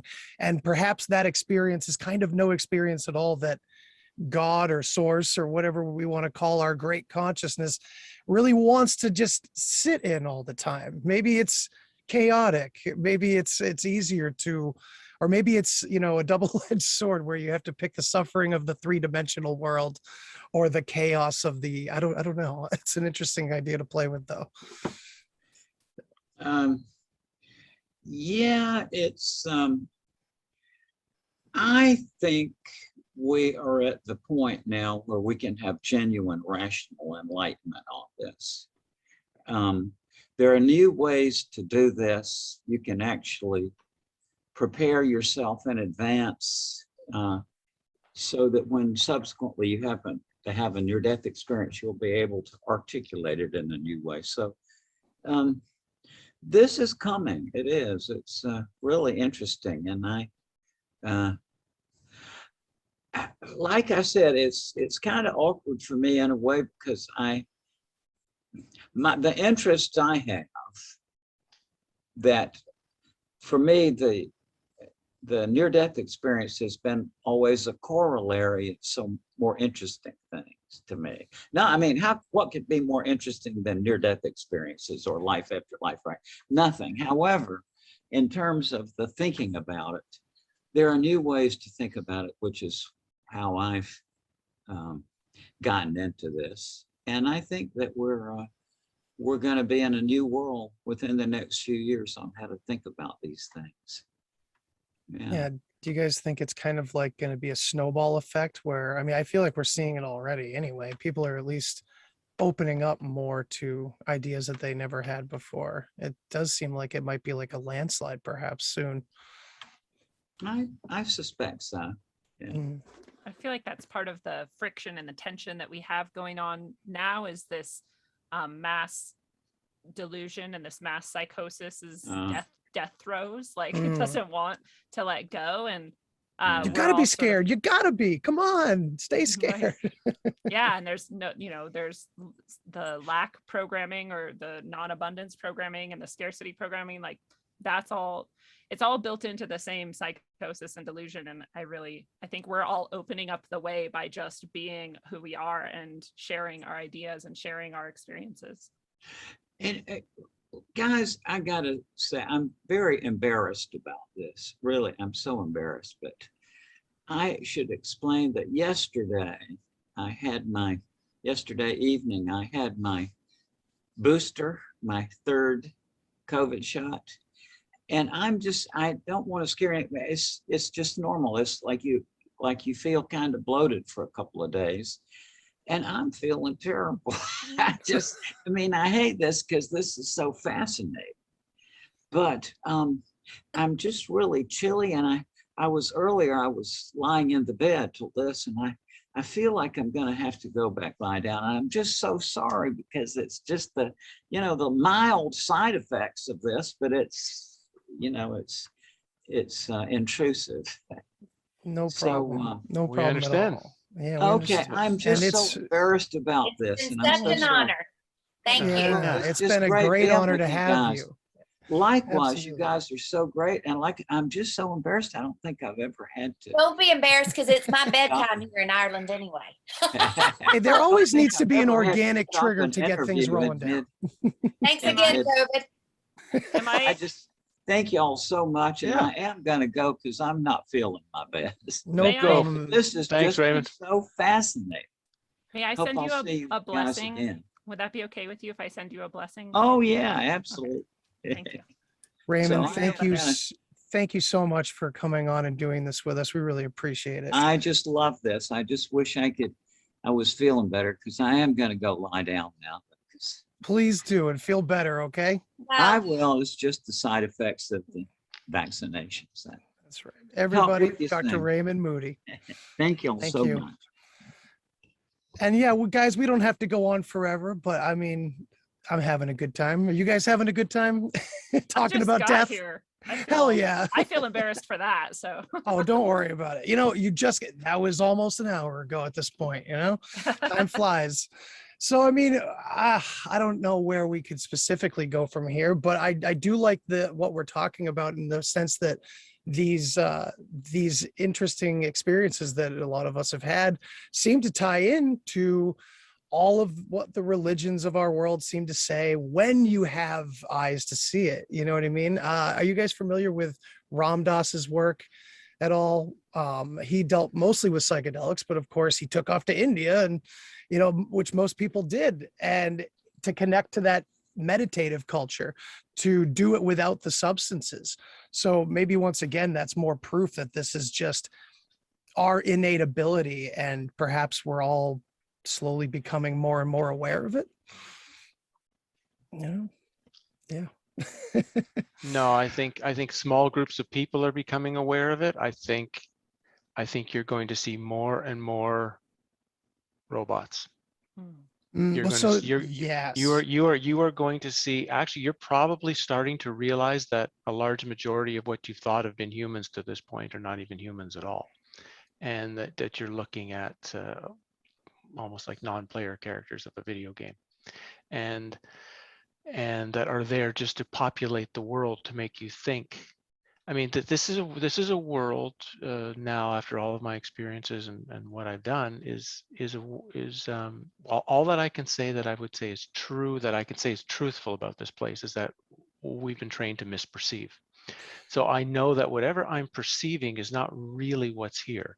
Whatever's going on is not what's really going on. It's what I've been trained to perceive. It's what I've been trained to piece together. And now I've come to realize that it's just the way my system is putting the energetic structures, or whatever you want to call it, is going on here in a way that it seems like something's happening, but that's not what's happening at all. Showing up.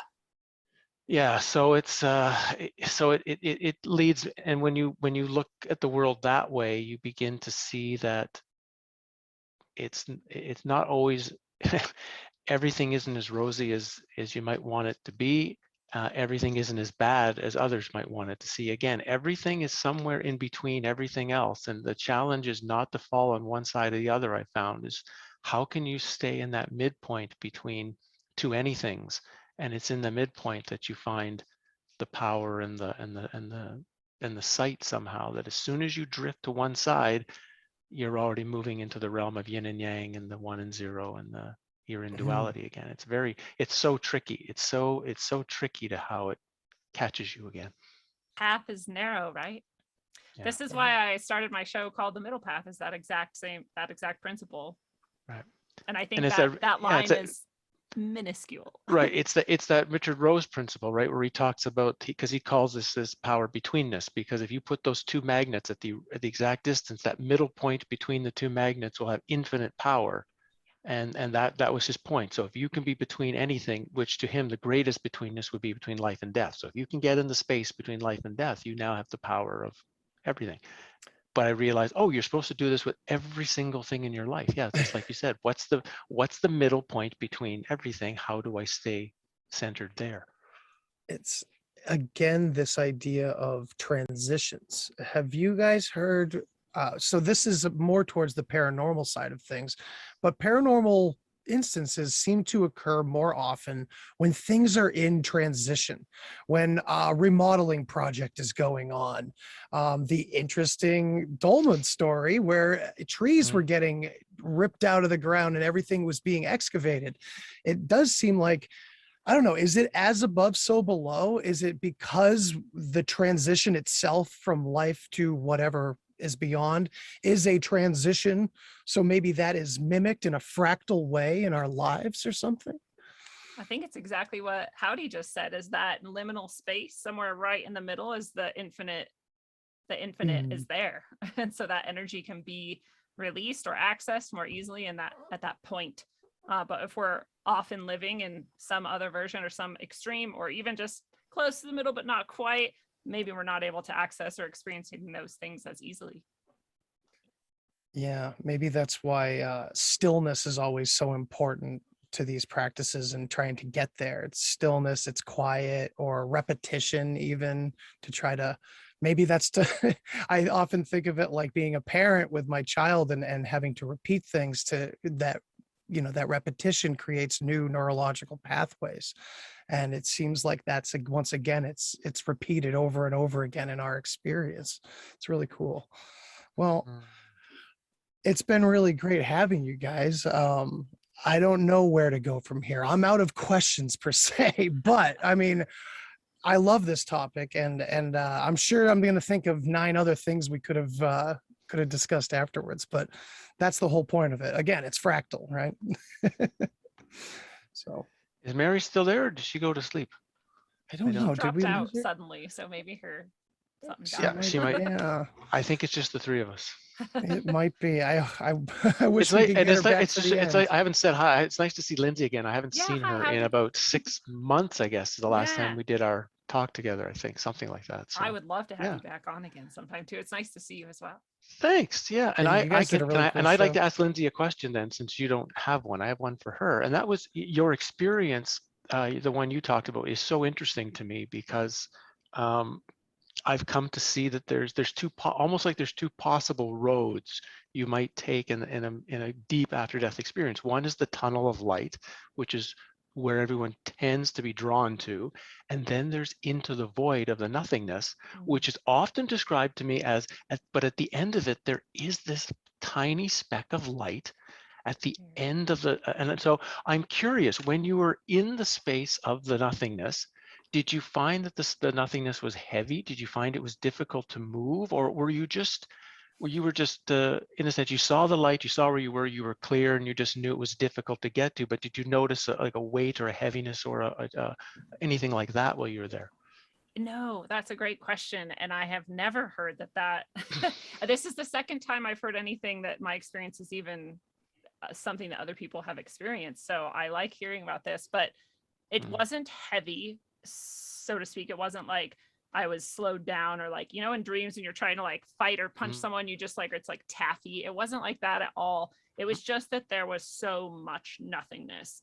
So when I've had out of body experiences since, like I said, I can just zoom and be anywhere. I don't even have to move really. I can just think of a place and I'm there, right? There's almost no in between time. But in that space, that was not true. And so my feeling and my understanding was just because there was so much of it. And I think of like, you know, if we're like, for some reason, the atomic structure comes to mind. And if our consciousness is like a little electron and it can like jump out to new shells every once in a while, right? And we're still in the same structure, but we're just kind of playing around with like where we can be. And there's some electrons that then like jump off completely, like free radicals. Oh, weird. I think that was Raymond Moody's dog. Oh my. I think I'll mute Raymond. I guess he didn't sign off. He's still with us in spirit. Yeah. That dog's like, I want to jump off the electron shell too. Yeah, man, I got something to say. But I feel like that when that electron jumps off, there would be infinite space between it and the next shell or the next atom or the next whatever. And it would seem so far away, right? Even though to us it's so small. I wonder if that's what people are getting wrong about all this multiverse stuff. You know, it's just different perspectives, or, you know, reality itself. If we're putting consciousness as central, then maybe other realities are literal, but it's just consciousness. It's not this multiverse necessarily. Like, well, how do you? Here comes the next death experience then, since we're doing death experiences. So this one will lead to what you just said. And this one happened to me in 1999. And so I'm maybe 2 years into my intense work. I'm still haven't gone deep, but I've gone deep enough. And I just had gone, I'd been on a bachelor auction date is actually what had happened the night before. You know, it was something for, I think, breast cancer research. So you can't say no when they ask you to be a part of it. But the date was horrible. Like this woman was a complete drunk, and it was frightening to even be on the date with her. And the next day I was walking on the street. The date was May the 5th. And I was walking on the street and I was replaying the conversation with her that had happened the night before. We often do that. You know, you have a challenging thing and you replay it again in your mind. And she asked me a question. She said, "Why are you doing all this spiritual crap anyway?" And I left some answer to her that was, you know, that was nice at the time. But in my mind, the answer came on the street, because if I didn't, I would be dead now. And at that second, the where I was walking on the street was gone. It disappeared. And I was standing on a roadway, and there'd been a car accident. There was a truck, and I had smashed into a car. And I remember seeing that there was like steam and a little bit of smoke, but not fire. The truck driver was standing there. He was pretty shaken up, but he was kind of like just in shock. I looked into the car. There was a woman with like dark brown hair, and she was injured, but I could tell she was still alive. Then I noticed there was a third car turned over in the ditch. So I feel like I'm here, I'm at this experience. So I went over, sort of drifted over to the car to see who was there, and I realized there was a person in the car and they were dead. And then I realized the person was me. And I realized too, at that moment, I died in an alternate reality. That this was a very clear moment that I was having the experience of my own death in another reality. And in this snapback moment, again, like I talked about the other experience of this download, well, this download came of the realization that there's a million me's, 10 million me's, living 10 million experiences, because it made complete sense. If the spiritual traditions, or at least Eastern traditions, are correct, that one of the things God or whatever the creator has done is to have infinite experiences. Well, why would they give one life to one creature? You've had very limited experience. Then you would want to have 10 million lives with the same shell, because then you would have all possible experiences. It made complete sense that yes, there must be 10 million me's. Every time I make a choice, there's another me that's taking the other choice, is going a completely different direction. And two things came from that from me. Of course, one was the breaking down of how real reality is then if there's 10 million me's and 10 million worlds. But it was a sense of, all the mistakes I think I've made can't be mistakes, because in another reality, I did the opposite. I did something right, and everything I did right here, I did wrong in another reality. So it's something I can share, that if someone, went in the burning building and couldn't save the child, they can remind them, but in the other reality, you must have.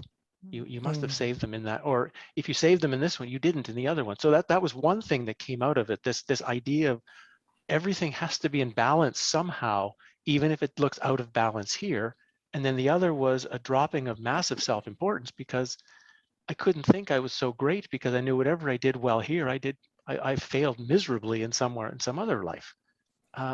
So that experience, I think, just ties into what you just said, and so revealed this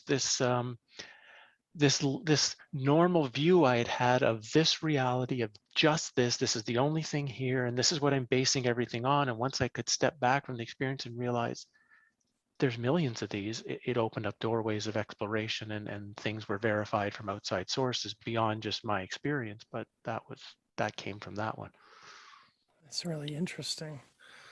It's super Oh. freeing. You're like, Yeah. I can do anything.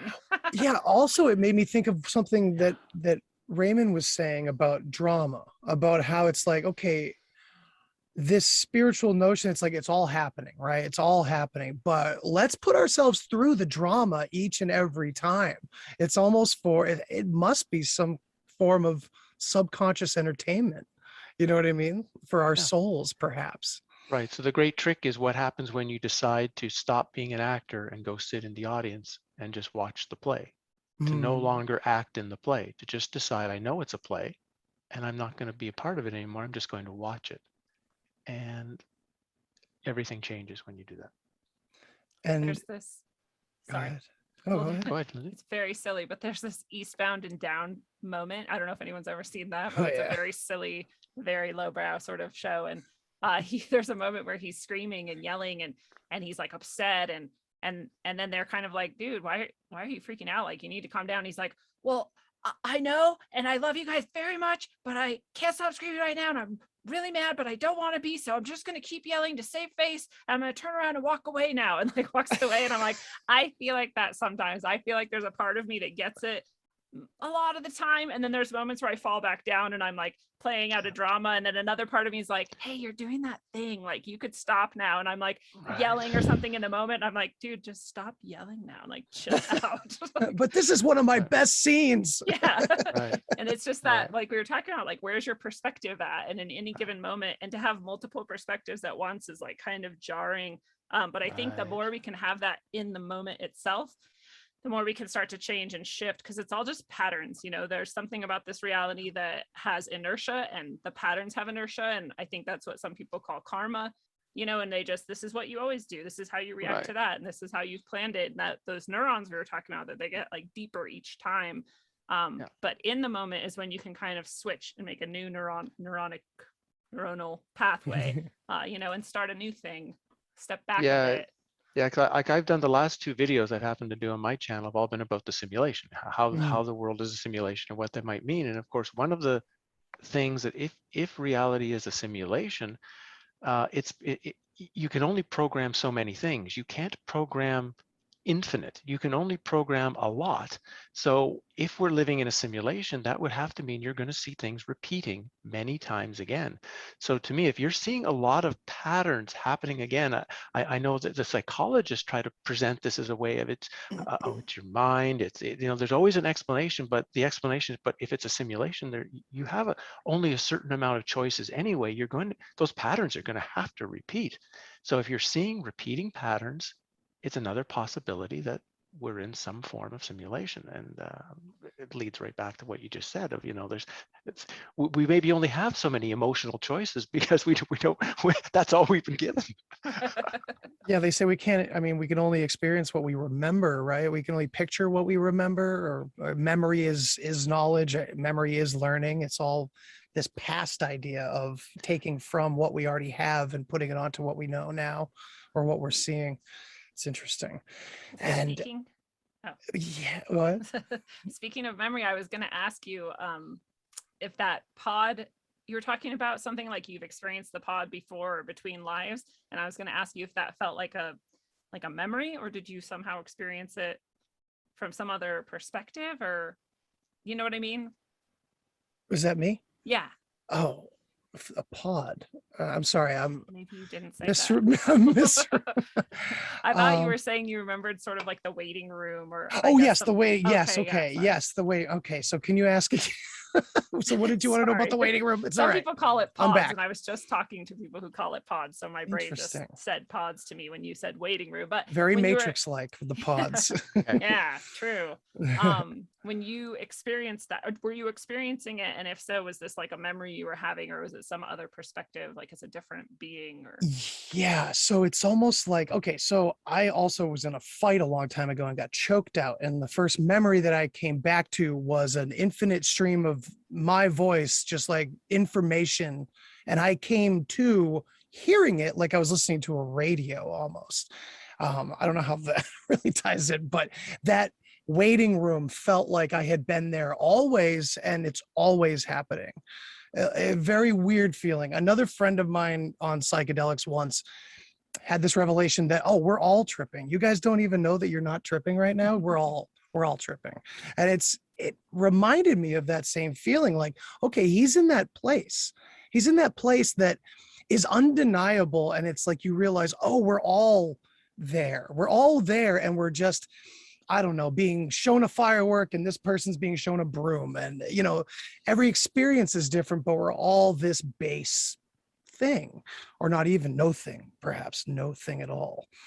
And this idea, just to bring it back to simulation, I'm curious, because I haven't looked too far into your particular take on simulation, but my understanding of what's being put out there for the most part in the public eye, and maybe this is a little psyopy, I don't know, but to me, it always seems like people are portraying it as future humans with future technology running ancestry programs. To me, that seems like saying aliens are going to come here with weapons that they hold in two hands, and they're going to take over smaller nations because that's what we know. We personalize it so much. And maybe we don't have to do away with the word simulation, but I feel like people's perception of that word is tied into the Matrix imagery so much, where it's computers, it's more of us, it's more of this beautiful future that these lovely people are trying to lead us into. It's tech, physical tech, possibly, in my opinion, to distract from the natural, and which it's almost like it's all there naturally, but there's a force trying to put it out here synthetically. And that this simulation theory is truly happening, but it's more of a state of being, state of consciousness, rather than this machine idea, this Terminator idea almost, that keeps getting put out there. And I'm just curious what your thoughts on all that, the tornado of thoughts I just shared was. Lindsay. Oh, thank you. I'm really on the natural side of things. So I feel like, you know, I feel like there's ether, and then it comes out of formlessness and the infinite energy state and the infinite darkness, or whatever it is, into form, and it's plasma. And then it kind of condenses more, and it's, you know, gases, and then it's whatever, liquids, and then it's solids, or whatever. Maybe I just messed that up, but, you know, there's like a hierarchy of states of matter. And I feel like that's actually what's happening, and that the matrix, or the simulation that we are experiencing here, is a natural state, and that, you know, what precedes form is sound in a lot of religions. And I feel like that's saying the exact same thing, is that there was nothingness, and then it became something, and that automatically, that waveform that came out, like, it makes these structures, and as they grow and change and interact with each other, they make these structures. And our, you know, human body even is like a sound wave form, that they were shaped like this because it is exactly the representation of whatever sound wave idea, or, you know, formlessness takes form in us.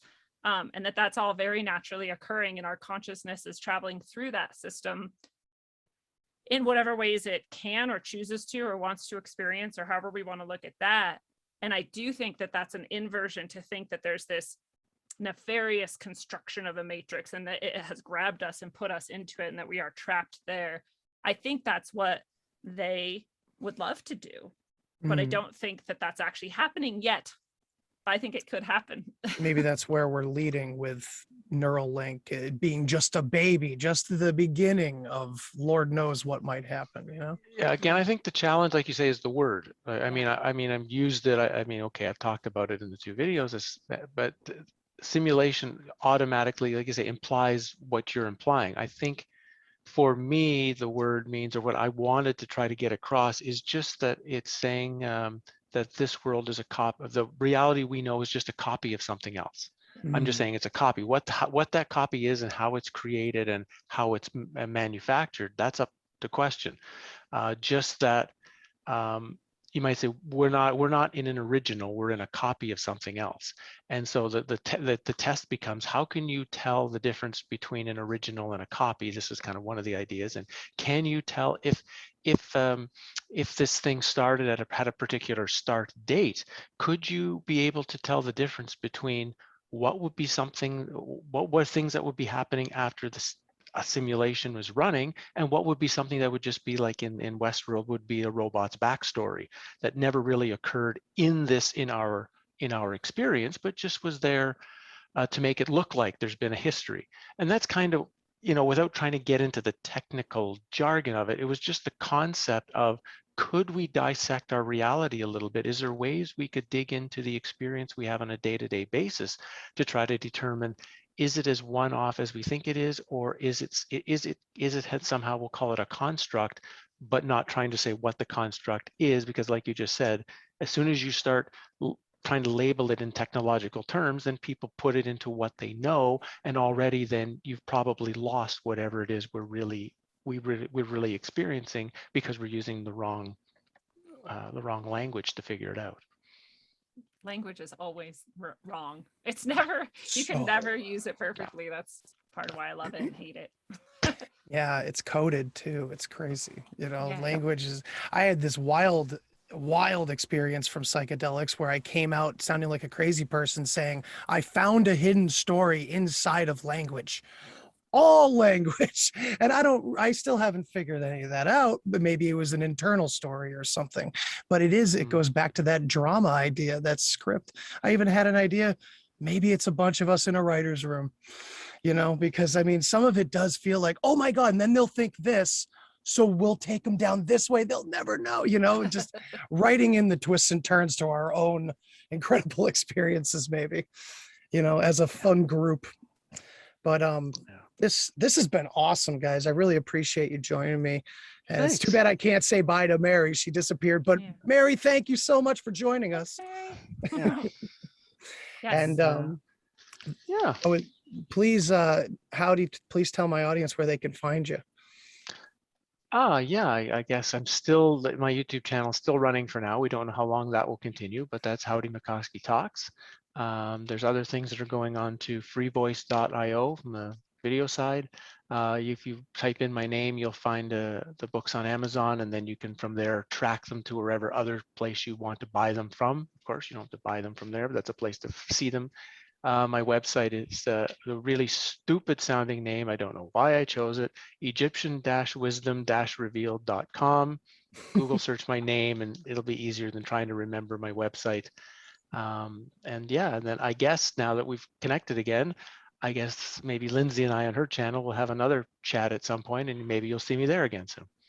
Excellent. And it's been great to have you, man. I really appreciate your perspective, and I would love to have you back for a talk not about death, about other things, because I know that we could go the distance with Egypt too, and so that would be great.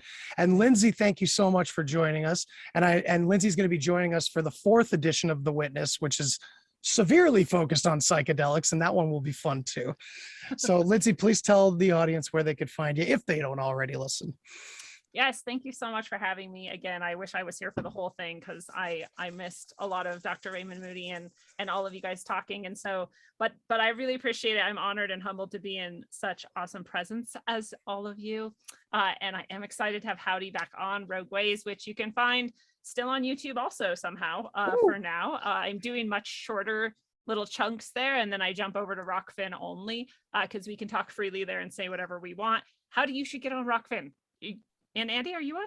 I'm not on. No, I am not. What? So that would be a good idea. You both should get on Rockfin as soon as possible. And if you want to, I will do that like right after the show and try to get that in the works if you're into it. Cool. Yeah, I'm into it. Absolutely. More places to share the word, share the love. Hell yeah. And to be free and say what you want. And so you can find me on rockfin.com/rogueways2 on any podcast app, and on my site, rogueways.org, where there's all kinds of stuff. And Howdie, actually, I just changed my domain name because it was Corey Scharmyn, which is my writing author's pen name. Right.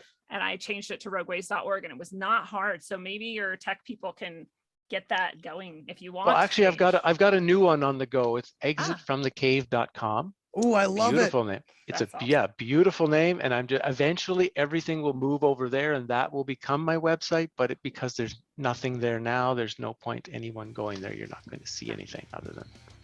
But isn't it? It's a good name, isn't it? It is. It's great. It's great. All right, everybody. Well, thank you so much for joining me, and we'll see you next time. Thanks for listening to this episode of The Deep Share podcast. If you want to hear more, then hit that subscribe button. Follow me on all the social places.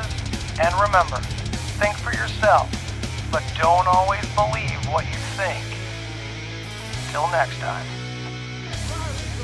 Human sacrifice, dogs and cats living together, that's hysteria. Enough, I get the point. You have meddled with the primal forces of nature.